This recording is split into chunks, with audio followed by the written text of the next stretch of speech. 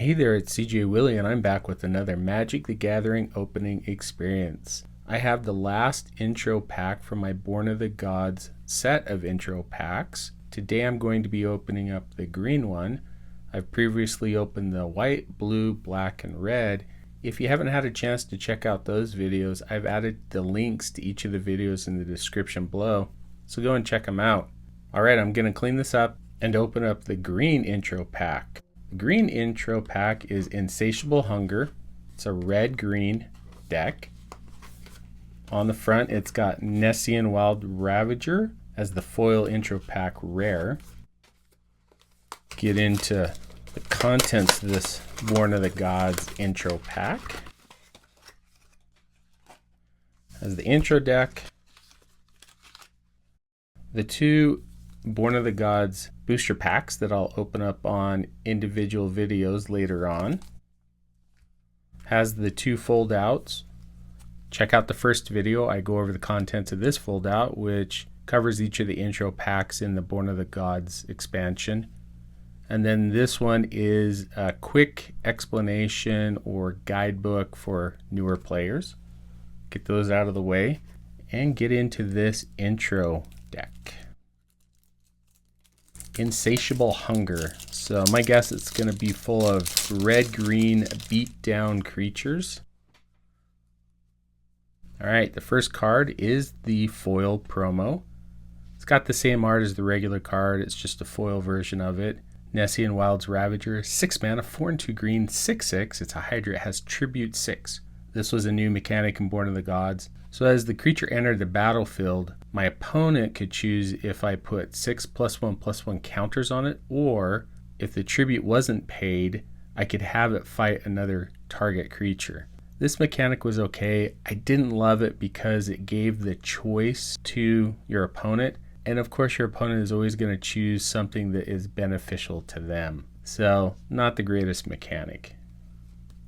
Though a 6/6 for 6, and it possibly could be a 12/12, although no evasion, so no trample. Best case scenario is you got to fight something and take out one of their creatures. Reckless Reveler came out of Born of the Gods, 2 mana, 2/1. It's a satyr. You can pay a red, sacrifice it to destroy a target artifact. How many? 2 of those. It's a typical red ability. Take care of some pesky artifacts. With Born of the Gods being part of the Theros block and having predominantly enchantments, not the strongest ability. Voyaging Satyr, so here's the ramp. Tap it to untap a target land. It's not the fastest ramp because it's a 2 mana creature instead of a 1-drop Llanowar Elves type creature. Have a couple of those. They came out of Theros. Swordwise Centaur, 2 mana, so green, 3/2 Centaur Warrior with no abilities. Big creature on turn 2. No abilities though, I think is a drawback. Looks like I have a couple of those. It's from Born of the Gods. From Theros, Opaline Unicorn, it's a 1/2, 3 mana. I can tap it and add 1 mana of any color to my mana pool. This is nice if I'm splashing a 3rd color, but in a 2-color deck, I'm not sure that I really want that in it. Another beatdown creature from Theros, Nessian Courser, 3 mana, 3/3, no abilities. Just one of those it looks like. And then an uncommon from Theros, 3 mana, 2/1 Satyr Piper for 4 mana, 3 and a green. Target creature must be blocked this turn to Fable. I guess in some sort of a deck where I've got some Death Touch, I suppose that could be good. Alright, from Born of the Gods, Fanatic of Xenagos, multicolor card, so 1 generic, 1 red, 1 green, 3/3 Centaur Warrior. Has Trample, also has Tribute of 1. When it enters the battlefield, if Tribute wasn't paid, it gets +1/+1, gains haste until end of turn. 4/4 Haster or a permanent 4/4 with Trample. Decent creature, probably only what, 1? No, 2 in this deck, so that's nice to pull a couple of uncommons. Playset in the deck would probably be pretty strong. Setessan Starbreaker, 4 mana, 2/1. When it enters, I can destroy a target aura. Now this might have a little bit of potential because there were some pesky enchantment auras running around in the Theros block. This is from Born of the Gods.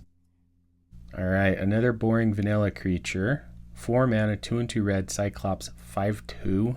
This is from Born of the Gods. Definitely a card. Oh great, 2 of them that would be very upgradable. Would not make it in a deck if I were making some improvements to it. Farragax Giant, 5 mana, 3/3. It has Tribute of 2. When it enters, if Tribute wasn't paid, it deals 5 damage to each opponent. Gives some options. It's either going to be a 5/5 for 5 with no evasion, so that's kind of a drawback. Or it could just be a 3/3 where I've dealt 5 damage directly to my opponent. One of those, another card from Born of the Gods, Snake of the Golden Grove, 5 mana, 4/4. It has Tribute of 3. When it enters, if Tribute wasn't paid, I gain 4 life. More often than not, this is going to be a 4/4 for 5, and I'm going to get 4 life. So 2 of those. Nessian Demoloch, 5 mana, 3 and 2 green, 3/3. It has Tribute of 3. When it enters, if Tribute wasn't paid, I can destroy a non-creature permanent.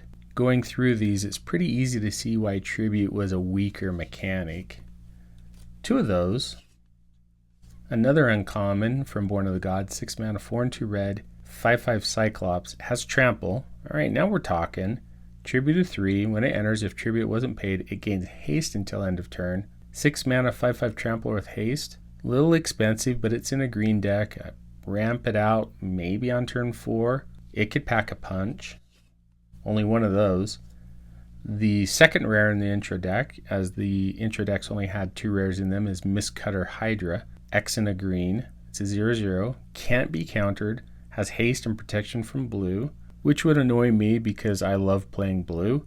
So if I was the opponent that faced this card, it would be a little bit of an irritation.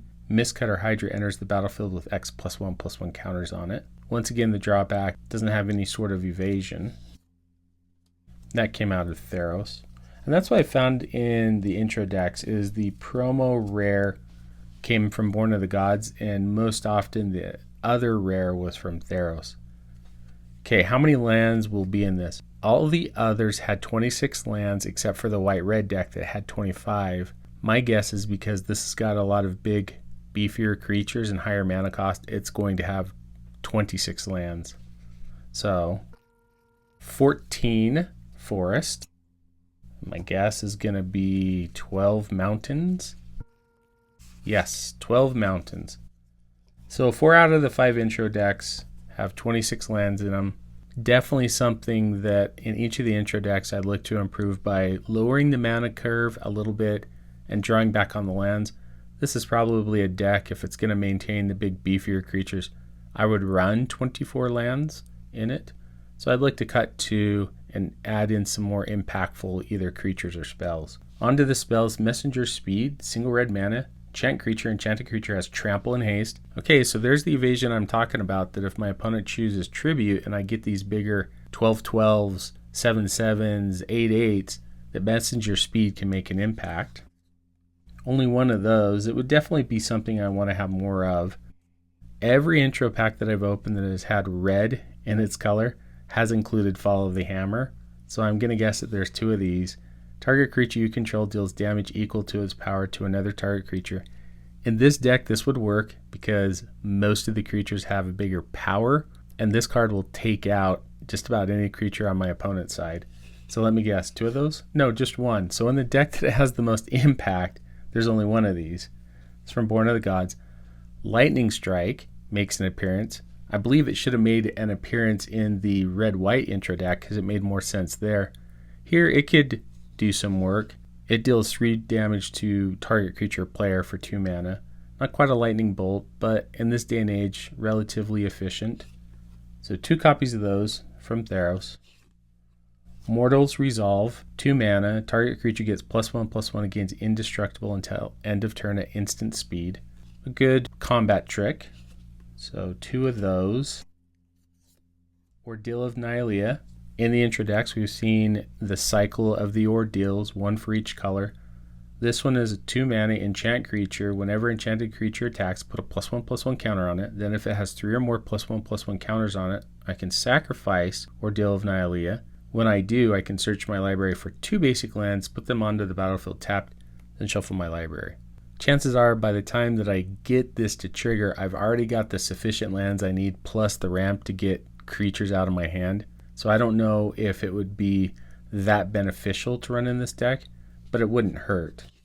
2 of those. Searing Blood, great card. This is probably one of the more valuable uncommons in Born of the Gods from back in the day. At times, this spiked up to a couple of dollars. 2 red, Searing Blood deals 2 damage to target creature. When that creature dies this turn, Searing Blood deals 3 damage to that creature's controller. Probably only going to be 1 in this deck would be my guess, yes.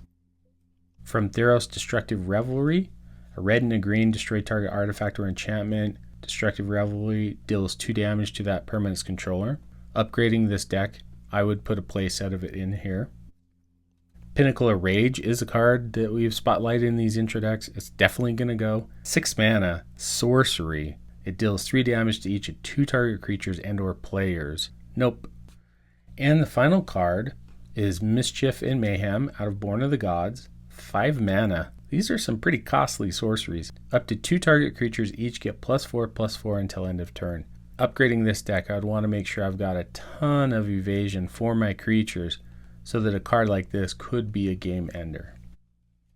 Alright, that was the Insatiable Hunger deck from Born of the Gods. I've really enjoyed opening up each of the 5 intro packs from Born of the Gods, and I didn't mind getting the 10 booster packs as well. Anyway, hope you enjoyed the video. If you did enjoy it, please like, subscribe, and share. Tell me in the comment section what you think about the Insatiable Hunger intro pack from Born of the Gods. Till next time when I'm back with another Magic the Gathering opening experience.